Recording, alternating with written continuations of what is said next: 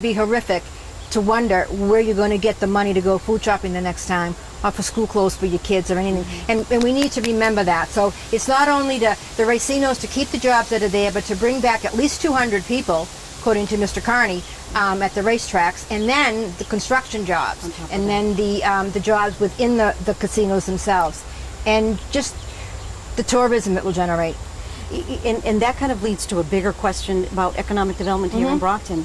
You sit on a number of committees. Yes. Healthcare industry is one is our largest industry here in Brockton for supporting jobs. Where has your support been? And tell me a little bit about some of the other committees that relate to bringing home the bacon for Brockton. Sure. Well, keeping in mind that I'm a registered nurse, so I've worked at Brockton Hospital. I worked at the Brockton Dialysis Center. Let me see what else. I did some of my training at Good Samaritan, and I've always been a big support system for Sue Joss and for the neighborhood health clinic, and that expansion that has gone on. I mean, that's amazing how that has been able to expand with the support of not only the federal government but the state and the local government.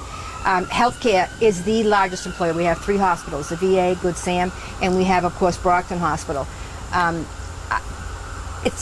then we have 2 nursing schools in this area too. We have Massasoit Community College and then Brockton Hospital School of Nursing. And I have to tell you that in the higher ed bond bill, I got the money earmarked to build a new science and technology building at Massasoit Community College.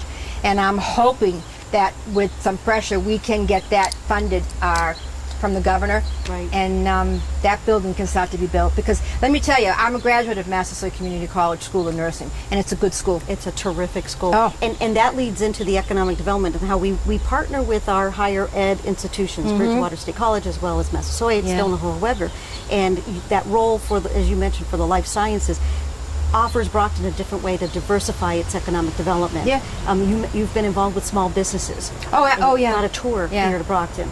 Oh yeah, we had a great time that day. Actually, I just want to mention one thing. We just had a new small business open in my district, Bella Poke. Oh yes. And it's a Caribbean bakery and cafe, and it's the nicest little place. Delicious. It's dangerous if you're on a diet, but it's a nice little place.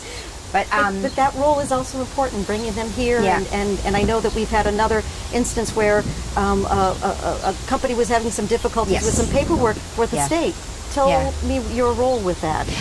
Was as soon as I heard from the appropriate people and they called me from the city, we called the secretary's office immediately to find out if we could do anything to help this company with the paperwork. And sometimes small companies have a little difficulty with some of the paperwork, and they need some assistance. And so we worked on that, and actually I'm hoping to get a good resolution to that very soon so this business stays in the city. And actually I must say that was one of the businesses we toured when the small business committee, which I happen to be a member of, as well as Ways and Means, came to the city. We toured that company, and it was amazing. A lot to wrap up into one.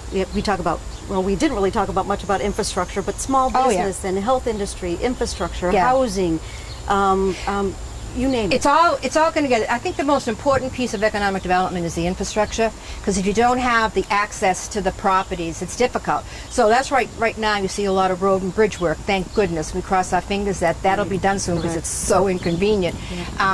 But that's the largest part. And then once you have the ability for companies to come, that's when you start to look for them. And I think here, if you stop and think, a couple of things. Over the years, our delegation has brought the Brockton Courthouse. We brought the new schools, many new things, and we've also been very good at bringing in, like for example, I want to mention helping our colleagues with their things too. And the Taunton Courthouse that's being built right now is a project labor agreement course, something that I worked on with Scott Gustafson many years ago. And then of course we have, did you know that we have the largest wind turbine exploration and testing facility in Boston, the largest in the country? I did not know that. Yep. We have a lot to fit into. We have good minds in Massachusetts. And you know what? And having a good mind is so valuable to the rest of this country. We have to wrap up. Okay. There's a lot that we probably missed. Oh my gosh, about. If you could send a message to people tuning in, what would it be?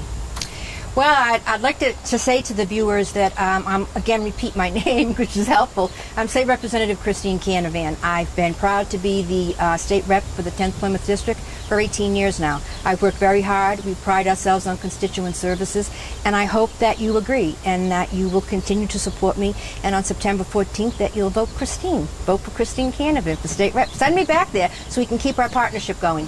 Terrific. Oh, thank you. Good luck. Thank you very much. Thank you.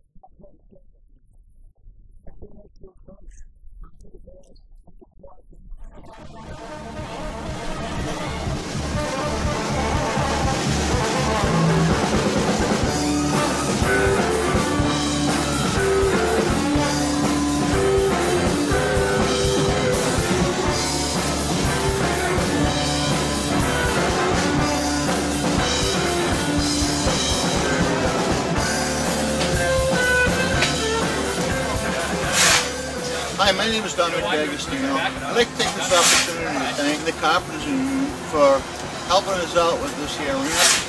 This is absolutely awesome. Without you people, we would have never been able to do this here. And this is really going to help my quality of life out. I really want to thank you again.